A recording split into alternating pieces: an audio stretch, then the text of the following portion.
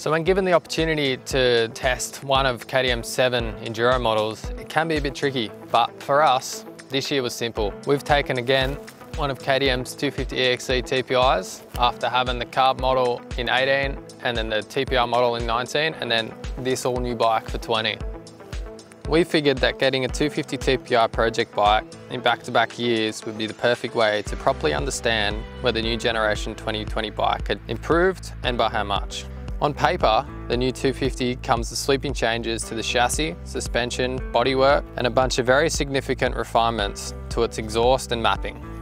So with this bike, as far as parts go, we wanted to keep it simple. We gave ourselves around a $1,500 budget mark, and KTM Australia let us go wild with their PowerParts catalogue and figure out what we could make best bang for buck with our $1,500. We fitted an LED headlight. You may be wondering why you changed your stock headlight. It's stylish and pretty bright.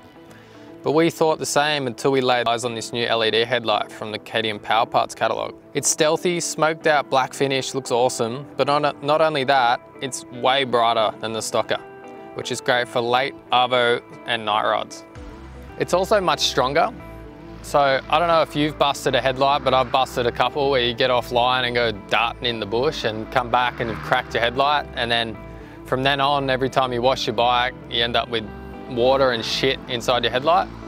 Is there any downsides to it?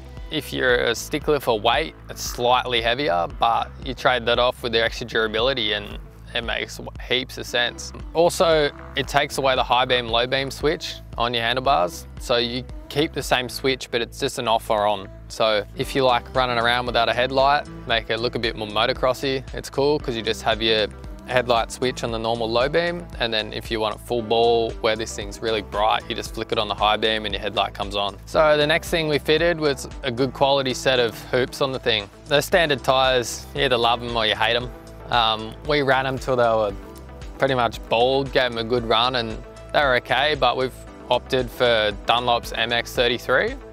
We like this tyre, it's fairly new, it's come out the last couple of years. It's just a great, soft, but quite really good in the intermediate stuff. Like it holds up quite well. It's still quite a racy tyre. You're not going to get a hell of a lot of hours off it, but it's great all-round tyre. Like it's a soft, but you can go run it on hard pack and it still feels good. So we really rate the Dunlop MX33 and thought it paired really well with this 250.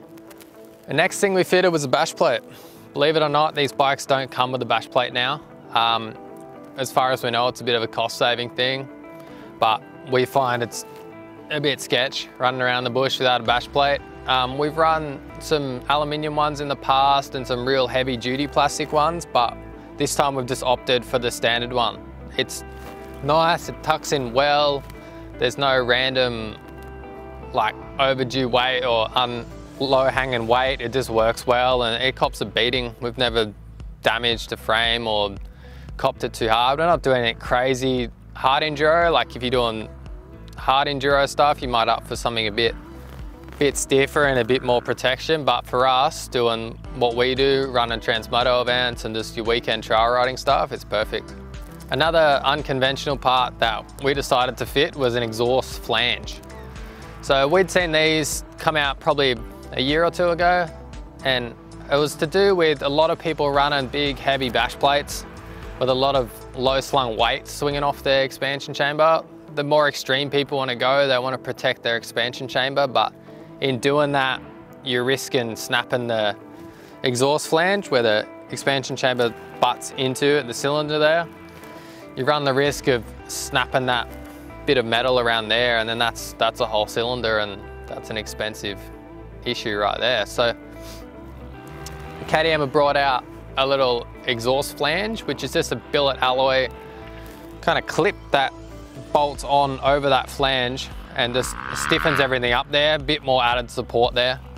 So if you are running a big heavy bash plate or just extra peace of mind, like built in with this new expansion chamber that's meant to be stronger and so far has been for us, we just thought we'd try something a bit more unconventional. We'd never snapped a flange before, but thought give this a go. It's quite a cost-effective mod and it's billet orange and looks pretty sick. So another mod we've done to this bike, which is also a little bit unconventional, we hadn't seen it before. We'd seen a similar thing on the rear wheels of other bikes out there for stock, but we're running these little orange wheel bearing protectors. All they are is a little bit of plastic that clips over the edge of your hubs and protects your wheel bearings there a little bit. Just stops the shit getting in there, and so far we believe it's improving the longevity of our wheel bearings, which when you're riding in a lot of mud and shitty stuff is good.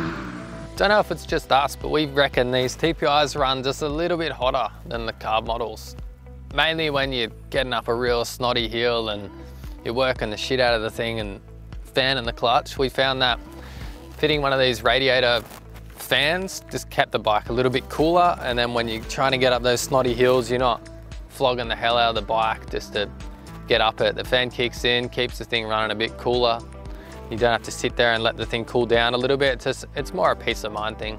Another bit of protection we're running is these black swing arm guards. I started looking at them a couple years ago and started running them mainly because look cool with a black swing arm, a couple of supercross bikes getting around looking like that, and thought this is a pretty cool, cheap way to do it. So that is a bit of plastic that you cable tie on, but the more I run them, the more I see the protection side of it, because especially trail riding, you'll end up smashing your swing arm somehow in a rock or in a rut or just dropping it in a hole. So they've come along and they're pretty cool. They're quite protective. I haven't busted them or anything like that. They're only held on by a couple cable ties, but it does the trick.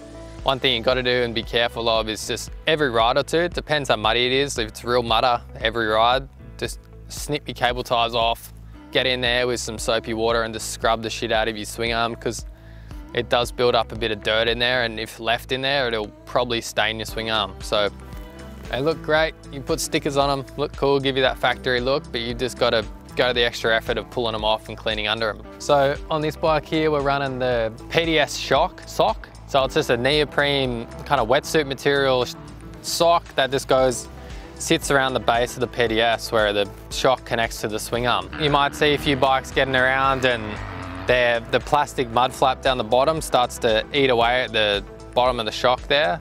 So all this bit of wetsuit material is doing is just creating barrier between where the mud guard's rubbing up and down and the bottom of the shock, which is going to increase the longevity of your bike, and for a real cheap little mod, it could save you a lot of money in the long run. So we fitted all these parts, all these protection parts, and we're like, the bike looks bloody good standard, but it needs a bit more flair to it. So we decided to go with DMK Designs. They're good buds of ours and do some really quality graphics kits.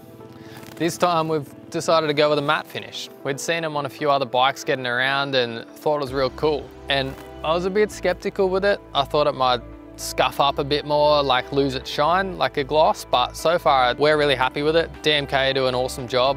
They're super high quality finish. They'll design anything you want, and the stickers are really thick, so they're not going to peel off anytime soon. So really happy with the graphics kit, and just spiced up the bike a little bit. So that's a rundown on our bike so far. That's all the parts we've fitted.